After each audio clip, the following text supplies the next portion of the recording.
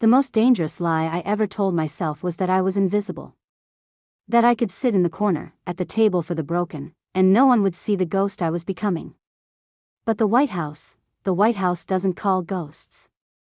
It calls the people who build the walls. It was my brother Leo's engagement party. His fiancée, Serena, came from a world where bloodlines were currency and country clubs were their fortresses. I walked in carrying my armor, a gift of stupidly expensive crystal vases. A peace offering for a war they didn't even know we were fighting. Her mother, Eleanor, was the gatekeeper. She met me at the door with a smile that felt like a surgical knife. "Elara," she said. My name, a dismissal. "We're so glad you made it. We know these events can be so difficult for women in your situation." My situation. I was 31. I held a doctorate. I briefed the President of the United States on global threats. But in that room, drenched in blush pink and judgment, I was just unattached. Perpetually single. A problem to be seated in the back, near the kitchen, with the other unfinished projects. My sister-in-law, Maya, was my only ally. She slid into the seat next to me and whispered, "Thank God you're here. I've been listening to a debate on chiffon versus tulle for 40 minutes. I'm losing my mind." She gestured to our table. "Welcome to the island of misfit toys." And then the gift started. Serena performed joy like a Broadway star. When she got to my vases, she held them up with this plastic smile. Oh, how practical. She set them aside like they were contaminated. And my own mother came over, her voice a low, anxious hum. "Don't take it personally, Elara. Serena just wanted to group people by life stage." Life stage. Code for marital status. I wanted to scream. I wanted to say, "Mom, I helped draft the policy that prevented a covert war last month." But her eyes just glazed over. She saw a single woman. A problem to be solved, and then my phone vibrated. Not a buzz. A pulse.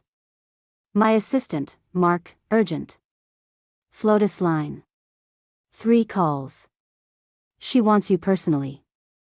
State dinner crisis.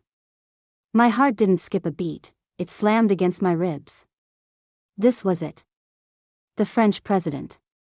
Delicate, high stakes, a diplomatic house of cards. I stood, my chair scraping too loudly in the sudden silence. "I'm so sorry, I have to take this." I walked toward the terrace, the eyes of the room burning into my back. I pressed answer. "This is Elara Vance." A voice, crisp and official, "Please hold for the First Lady." And then, her voice. Clear, calm, and utterly unmistakable. "Elara, thank God. I need you. The French security detail is in an uproar, and the Secret Service is swamped. You're the only one who understands the protocols. Can you get to the White House? Now?" Every single conversation in that room died. You could hear a pin drop on velvet that I said, "Of course, Madam First Lady. I'm on my way." I hung up. The silence was heavier than any I'd ever known. Serena broke it. Her voice was a brittle shard.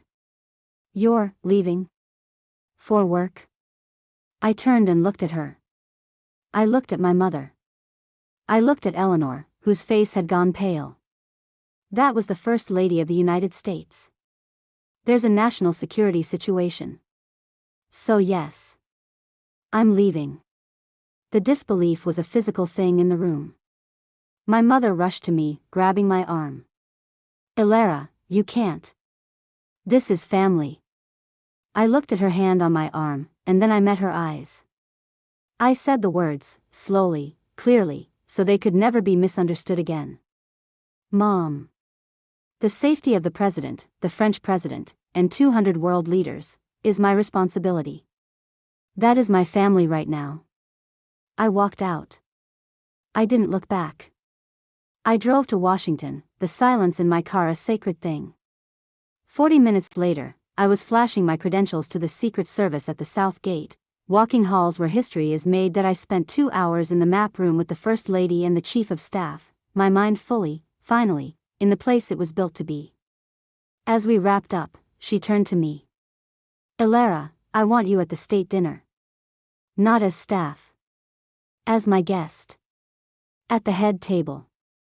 The world tilted.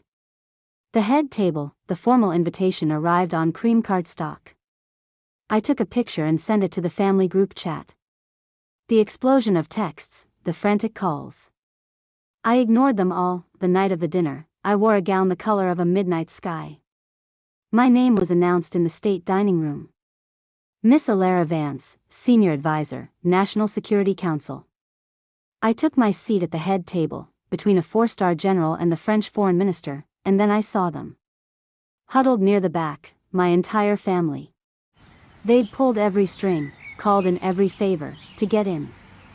To apologize.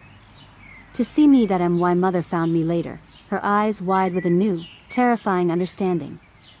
We had no idea, she whispered. We thought you just pushed paper. I looked at her, and I felt no anger. Just a profound, quiet sorrow. I know, I said. You never asked the right questions.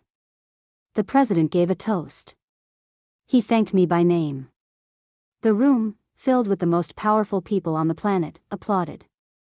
And from the corner of my eye, I saw my family, finally seeing the person I'd always been. They wanted forgiveness. They wanted me in the wedding party. They wanted a piece of the reflected glory. But some bridges, once burned, leave a chasm you can't cross. That I didn't need their seat at the family table anymore.